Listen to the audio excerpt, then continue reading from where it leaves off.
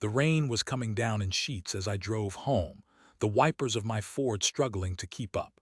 I'm Quentin, 44, and I work as a software architect in Seattle. Usually, I love the rain, it's part of what makes the Pacific Northwest so beautiful. But tonight, it just mirrored the storm brewing inside me, my wife, Liliana, and I had been married for 17 years. We met in college, a whirlwind romance that felt like it was straight out of a movie. She was an artist, vibrant and full of life, and I was the quiet, steady type who was completely captivated by her. We built a life together, a comfortable one, filled with love, laughter, and two wonderful kids, Emery, 15, and Jasper, 12 or so, I thought. It started subtly a few weeks ago. Liliana started working late more often, claiming she had a big project at the art gallery where she worked. I didn't think much of it at first. She's always been dedicated to her work and I've always supported her. But then came the hushed phone calls, the ones she'd take outside on the porch, her voice lowered to a whisper, and the way she'd flinch when I touched her like she was hiding something. I tried to talk to her about it, but she brushed me off. "You're being paranoid, Quentin," she'd say, her eyes darting away from mine. "I'm just stressed about work." But my gut wouldn't let it go. I've always been a logical person, a problem solver. And the problem was I didn't trust my wife anymore, so I did something I never thought I'd do. I started snooping. I know it's wrong, but I felt like I had no other choice. I started with her phone. It was locked, of course, with a passcode I didn't know. But then I remembered her old tablet, the one she used for sketching. It was usually lying around the house, forgot. That's where I found it. The emails. Dozens of them to a man named Silas, who apparently was the new gallery director at Liliana's work. The emails were explicit, graphic. They described a passionate affair, secret rendezvous, and promises of a future together. My heart hammered in my chest as I read them, each word a stab wound. I felt like the floor was falling out from under me. I printed out the emails, my hands shaking. I needed proof, something tangible to hold onto in this nightmare. I spent the next few days in a daze, barely functioning. I couldn't eat, I couldn't sleep. I just kept replaying the emails in my head, trying to understand how this could be happening. How the woman I loved, the woman I thought I knew, could betray me like this. I decided I needed to confront her. I couldn't live with this secret eating away at me. I waited for her to come home from work, my stomach churning with anxiety. When she walked through the door, her face lit up when she saw me. "Hey, honey," she said, kissing me on the cheek. "How was your day?" I pulled out the printed emails and threw them on the table. Her eyes widened as she recognized them. What is this?" she stammered. "Don't play dumb, Liliana," I said, my voice trembling with rage. "I know about you and Silas. I know everything." She burst into tears, collapsing into a chair. "Quentin, I can explain," she sobbed. "Explain what?" I demanded. "Explain how you could lie to me for weeks. Explain how you could cheat on me with some other guy." She told me the usual excuses. She felt neglected, that I was always working, that she needed attention. That Silas made her feel alive again. I didn't buy it.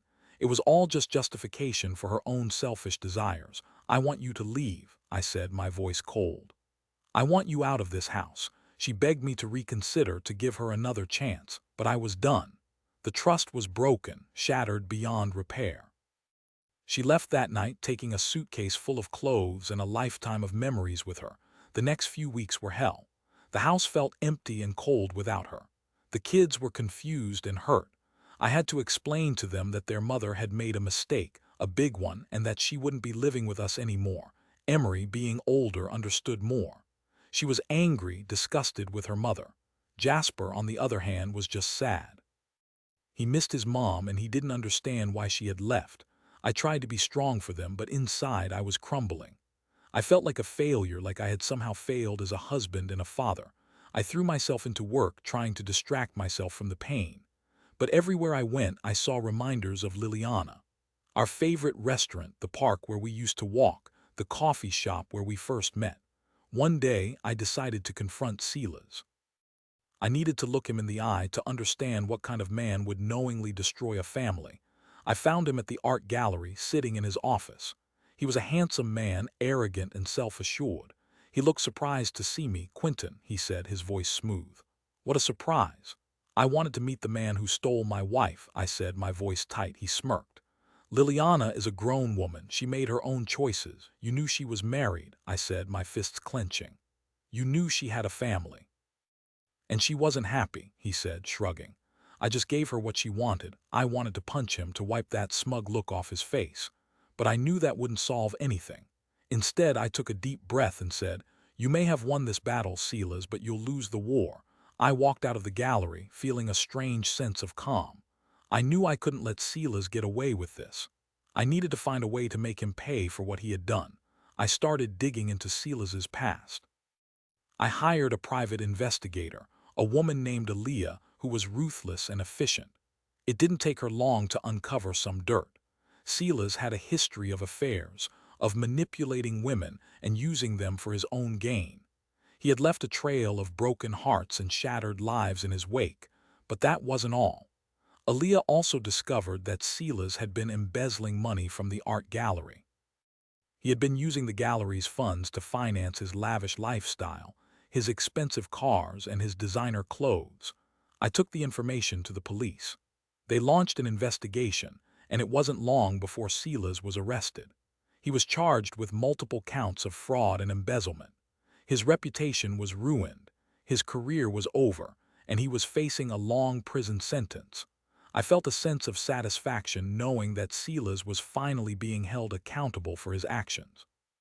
It didn't bring Liliana back. It didn't fix my broken heart. The divorce was finalized a few months later. Liliana didn't fight it. She knew she had messed up and she was willing to accept the consequences. I kept the house and Liliana moved into a small apartment across town. The kids split their time between us. It wasn't ideal, but we made it work. I tried to move on with my life to find some semblance of happiness again. I started dating, but it was hard to trust anyone. I kept comparing every woman I met to Liliana, and no one ever measured up. One day, I received a phone call from Liliana. Her voice was weak and strained. She told me she had been diagnosed with cancer. It was advanced, and the doctors didn't give her much time. I was shocked. Despite everything that had happened, I still cared about her. She was the mother of my children, and she had been a part of my life for so long. I went to see her in the hospital. She was frail and pale, barely recognizable. She apologized for everything she had done, for the pain she had caused me and the kids. I told her I forgave her. It wasn't easy, but I knew it was the right thing to do. I didn't want to hold on to anger and resentment for the rest of my life. Liliana passed away a few weeks later. Her funeral was small and private. I stood beside my children, supporting them as they said goodbye to their mother. After the funeral, I felt a sense of closure. I had grieved the loss of my marriage, and now I was grieving the loss of Liliana. It was time to move on, to rebuild my life and find happiness again. It's been a few years since then. The kids are doing well. Emery is in college, studying art just like her mother.